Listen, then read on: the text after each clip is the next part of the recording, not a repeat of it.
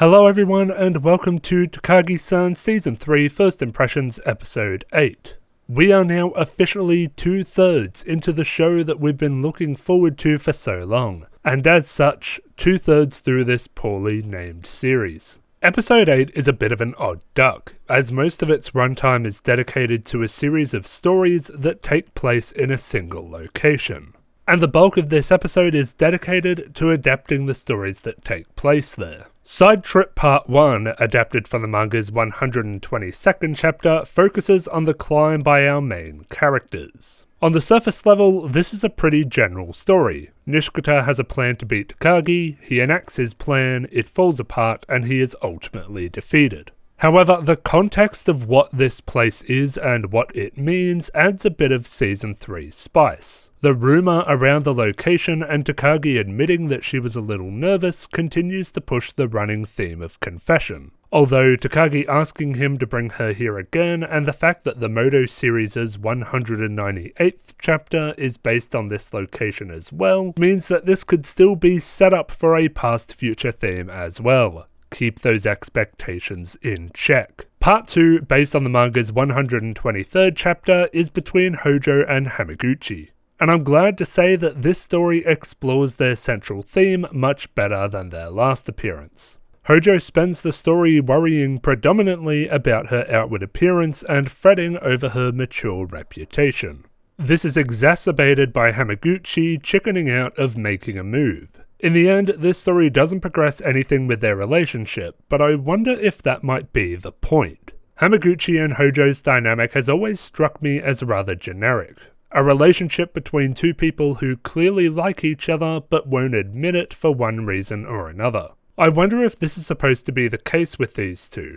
If their generic dynamic is supposed to shine a light on how original the dynamic between Takagi and Nishikata is. At least there are deeply personal reasons that those two aren't together yet. Their barrier is emotional growth, while the barrier with Hamaguchi and Hojo is just posturing. Next, we get to Part 3, based on the manga's 124th chapter. This story focuses on Mano and Nakai, and it's probably the best of the non-protagonist stories in this episode. The dynamic of the pedantic Mano with the aloof and clueless Nakai has always been a perfect formula for drama. But this story, much like Valentine's Day last season, actually gives Nakai a bit more depth. While a casual viewer could be forgiven for thinking that Mano is just there for Nakai and that he doesn't really value his relationship with her over his friendships with others, stories like this prove otherwise. The fact that he had already come here earlier to write Mano's name in the notebook tells us that he is dead serious about their relationship.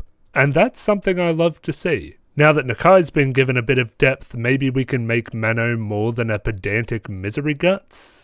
Finally, for the 415-step saga, we have the B-plot trio exercising on them, while Yukari fantasizes about the idea of love and wanting to bring the man of her dreams to their spot someday. Pretty middle of the road as far as B-plot go. Not the best this season has to offer, but certainly not the worst. Last but not least, we get Renting DVDs, an adaptation of the manga's 126th chapter. From a meta perspective, this story seems to be hyping up either a story arc where Takagi and Nishikata go see a movie together, or hyping up the actual film that's set to release later this year. I just hope that if they're going to take time out of the show to advertise the movie, they won't do what My Hero Academia did.